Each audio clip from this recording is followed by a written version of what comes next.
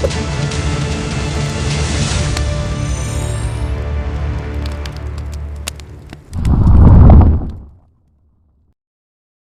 everyone, I'm the Braxman here with a Runestrike video, and while I'm excited to introduce a new card that's going to be coming to this game in the new season called Pandemonium.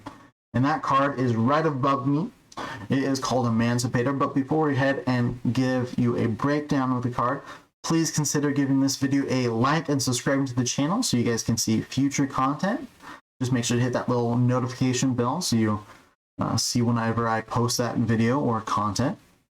And as well as in the description down below, I will have a link to my Twitch page, where I stream Monday through Friday, 9:30 to 11 p.m.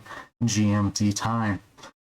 Please come on by. We stream RuneStrike, Raid Shadow Legends, Epic Fantasy, and a variety of other games periodically. And I'd like to have everyone and anyone come on by. So please come on by, and I hope to see you guys all there. So let's go ahead and talk about the card that is right above me called the Emancipator. So let's go ahead and break it down. So first off, I think you see a light card. So it is a yellow card. So it is going to be fighting in the light realm. So it's going to be a part of that realm. It costs 3 mana. It does 2 damage. It has 5 health. It is a epic rarity. And it is angel class. And it reads Light, Veil, Warcry. Draw the highest mana cost angel in your void. Okay, let's break that down. So, Flight. Flight means it is going to be flying above all the rest of your other minions. And it directly attacks anything that's going to be going against. So, most likely it is going to be going straight against your opponent's champion, unless you have a Vast or another Flight champion ahead of you. Otherwise, it's going to be attacking them instead of your opponent's champion. And then you have Veil. So Veil is what protects you from direct abilities from your champion and or and opponent's cards, such as Crow's A1 of doing 4 damage or 5 damage straight on. Well, you would never be able to do that because Veil is on her and can't be done directly to her unless you, for example, have Brienne's A1 of doing 3 damage to a specific target and then doing 1 damage to each adjacent.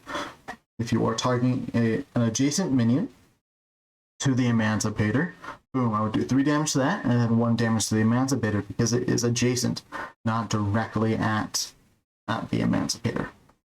And then you have Warcry.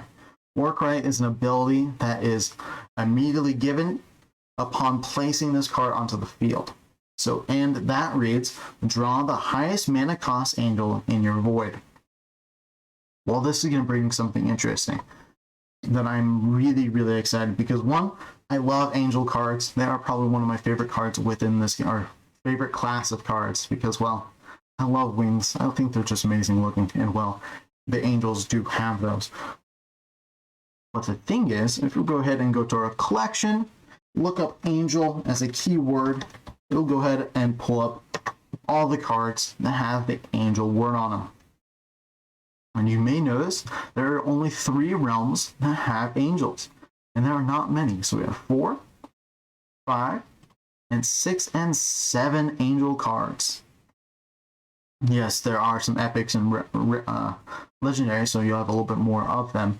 But you only have 7 types. Well, the thing is, if you are drawing an angel card from the void, it means these cards will have to have gone onto the field and passed off, or died off. So your opponent has removed them from the board and they go straight into your void. Well, this card, Emancipator, is a 3 mana cost card. You would think normally it would be a cheap and early game card.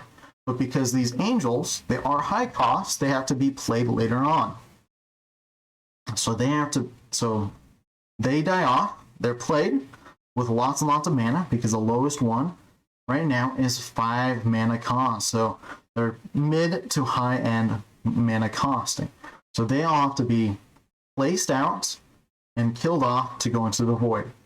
Well, then the Emancipator will come onto the field and it'll draw one of the angels with the highest mana cost. So for example, right now the highest one is the Angel of Hope. costing 9 mana. So if we were to want this card to be pulled out, we would have to play it, have it die off, go into the void, then place the Emancipator card.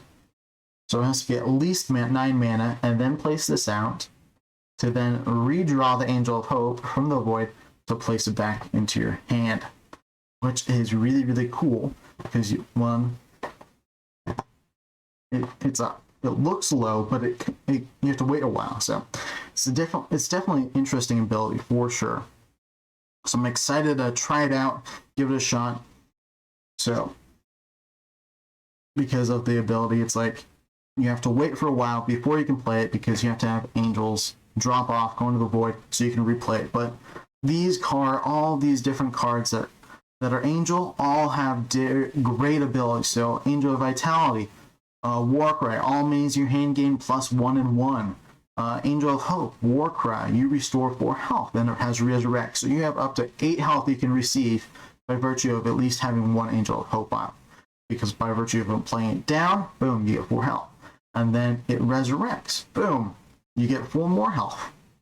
So then, boom, that Angel of Hope is able to give you 8, and then with this recall of the draw, it can give you an additional 8. So you can potentially get 8 or 16 health out of this Angel of Hope just with this one card. Actually, you can get, since it is epic, you can go 4, 8, 12, 6, 8, 12, 16. You can do up to 16 health. Times 2, so 32. You can actually do 32 health with all of that. It's actually really crazy, I didn't realize that. But yeah, boom. You're able to get ridiculous amounts of recalling some of these cards back in, so love to see that. So for this card, you notice it is a light card, so there are only so many champions that can be played. So for example, you have Brienne because it is of a light realm. Emrys, Dawn, you have Faith, you have Salen, and you have Vangelis. I know personally, the 2 champions I'm going to use this card in is going to be probably Vangelis as well as Dawn. Dawn, I already have a build for, or have a card, I meant a deck that I built the other day called Angel. Let's go ahead and close this out and then reopen it. So expand view. So this deck I built in hopes that as soon as the new season is, I can grip that Emancipator card and bring it in. Because, well, this deck has lots and lots of those angel cards, and well, I've tried it out a few times and it does pretty well. Because those cards boost one another, boost my character, as well as boost all the other cards in play. So for example, Celestial Giant, it gives all your other minions in hand and in play gain 1 health. Boom, you're getting more health for every single one of these. So redraw it again, boom, you get more health. So these are all great things because of the angels. So Angel would be fantastic for Dawn. And then my second best choice would be Vangelis. 1, Vangelis has a Myth Realm in addition to it. And Myth Realm allows you to grab more from the Void and or more Void manipulation, which will work greatly and have a great synergy with this card because it'll be working more with the Void as well as you have the Light, so you're able to get more angels, more Void synergy and work well. So I think those 2 are going to be probably the best options in regards to the new card that's going to be coming in. But I would love to hear about your guys' thoughts as to where this card will be best fit. But for me, I would think Vangelis as well as Dawn will be the best choices because Dawn is light and shadow, and those have all of the angels are part of them. Since there is only angels in the light, shadow, and neutral, and Dawn has every single one of those categories. Since she has light, she has shadow, and she has neutral, just like where all those angels are. But those are all the champions that can have this card. That is a breakdown of the card, as well as the fact that there are only so many places you can use this angel card. So I'm excited. I know after this video I'm going to be streaming this game, so make sure to come on by. We will be talking and theory crafting this card, so I hope to see you guys there. And well, drop a comment where you guys think you're going to be using this card, or if you are not. I'd love to hear you guys' thoughts, but I'm excited to show this card off one last time. Let's go ahead and bring it right off into the middle. Booyah! Make it big as well. It doesn't. And then once again, the Emancipator, and I'm excited to show it off with you guys. Hope you are excited for the Pandemonium season, because I am. And with that said, hope you all have a fantastic rest of your day. Hope to see you guys all later. Bye.